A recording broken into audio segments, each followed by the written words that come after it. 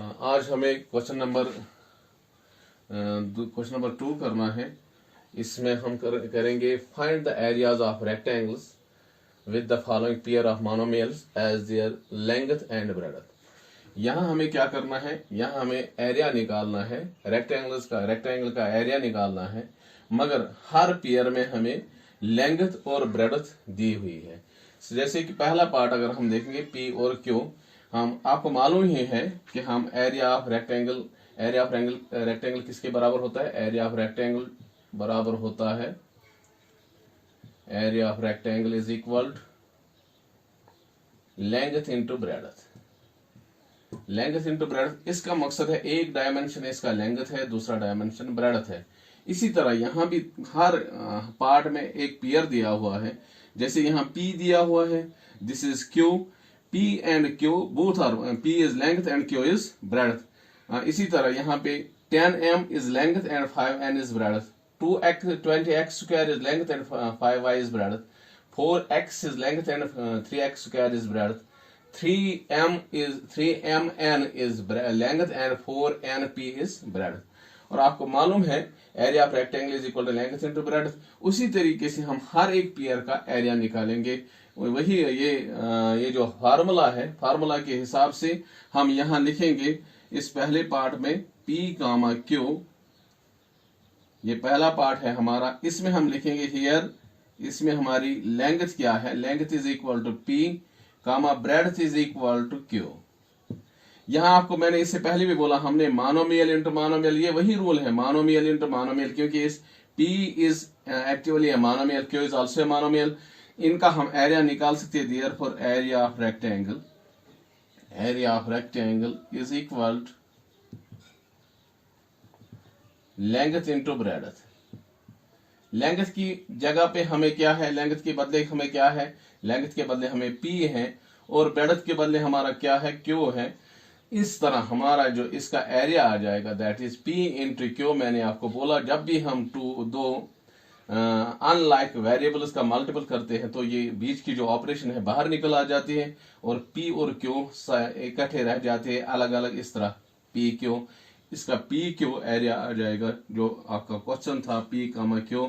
इसी तरह इसका दूसरा पार्ट है, दूसरा जो पेयर है दैट इज 10m, 5n, ये दूसरा पार्ट है। इसमें हेयर हम कह सकते हैं इसकी लेंथ क्या है, length is equal to 10m, breadth is equal to B is equal to 5n। Then therefore area of the rectangle, area of rectangle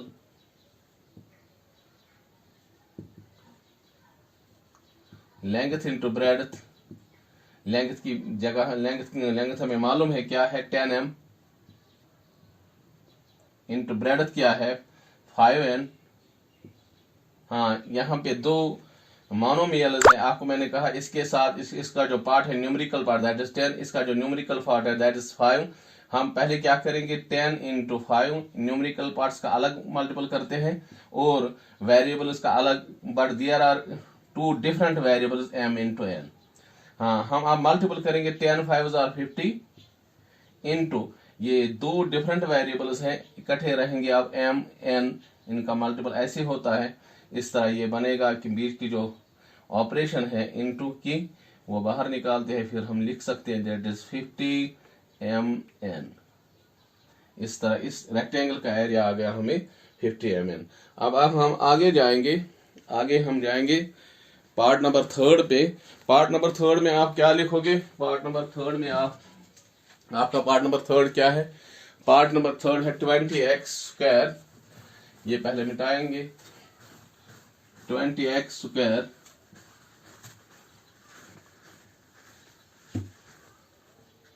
part number 3। ये जो पेयर 3 हमारा है 4x, सॉरी ये है 20x स्क्वायर, 5y। इसमें आपको मालूम है here length is equal to 20x square and breadth is equal to, breadth हमारी है 5y। Therefore area of rectangle is equal to length into breadth, length के बदले हमारा क्या कौन सा मोनोमियल है, that is 20x² into breadth के बदले कौन सा मोनोमियल है 5y। अब आपको मैंने बोला कि हम दो न्यूमेरिकल पार्ट्स को अलग लिखते हैं, 20 इंटू 5, उसके बाद 2 literal part that is variable part of the monomial x² into y। अब 25 आर 100 इंटू ये दो डिफरेंट वेरिएबल्स है, x² ऐसे ही रहेगा और y इसके साथ जुड़ेगा। इस तरह हमारा जो 100 ये बीच की जो ऑपरेशन है खत्म हो जाएगी, x² y। इस तरह ये तीसरा पार्ट आपका हल हो गया। तीसरा जो पेयर था वो भी हमने निकाला, इसका भी एरिया निकाला। अब है हमारा चौथा पेयर जो उधर लिखा हुआ है, दैट इज 4x, 3x²। देखो ये चौथा पेयर हमारा है, here length is equal L is equal to 4x, breadth is equal to 3x²। अब यहाँ वेरिएबल सेम है, यहाँ हम लिखेंगे therefore area of rectangle is equal, अभी हमने किया हुआ है ऊपर लेंथ इंटू ब्रेडथ, लेंथ के बदले हमारा कौन सा मोनोमियल है 4x, इंटू ब्रेडथ के बदले क्या है 3x²। अब यहाँ हम क्या करेंगे, न्यूमेरिकल पार्ट्स अलग 4 into 3 into variable literal part अलग x इंटू x², क्योंकि ये दोनों base are same, basis are same. यहाँ आपको मालूम है that is 4 into 12 that is 12 into, यहाँ basis are same powers are added का रूल हो जाएगा। आपने पढ़ा है एक्सपोनेंशियल एंड पावर्स में, लास्ट ईयर भी पढ़ा है 7th में। अब आप देखो ये x एक ही बेस आ जाएगी और जो पावर है 1 + 2 दैट इज वो ऐड हो जाएगा, 1 + 2 3 हो जाएगा। उसके बाद आपको मालूम है ऑपरेशन हम बाहर निकालते हैं 12x³। इस तरह इस पार्ट का आंसर 12x³ आ जाएगा। उसके बाद हमारा लास्ट पार्ट बनता है, जो लास्ट पेयर है उसका भी एरिया निकालेंगे, दैट इज ये है लास्ट पेयर हमारा 3mn, 4np। Here L is equal to 3mn, b is equal to breadth is equal to 4np. Therefore, area of rectangle is equal to that is length into breadth. We know that the length is 3mn and breadth is 4np. अब numerical parts separate हो जाएंगे, इनका अलग multiple हो जाएगा, 4 into 3 into 4 into m into n into n, इसका numerical, इसका जो लिटरल पार्ट है variable part that is n into p।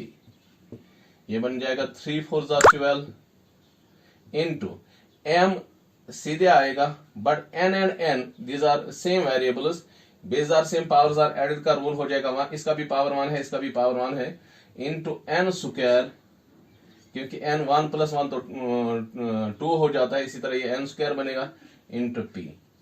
अब ऑपरेशंस बाहर निकालेंगे, ये बन जाएगा 12, because these are 3 different variables and numerical part अलग अलग रहेंगे, 12m n² p। This is the last part of your question number 2। इस तरह आपका जो पहला क्वेश्चन है, ये जो क्वेश्चन नंबर 2 है पूरा हो गया है। हर कोई पार्ट मैंने दिखाया है इस पे वीडियो पे, आपको वीडियो में आपको आ जाएगा।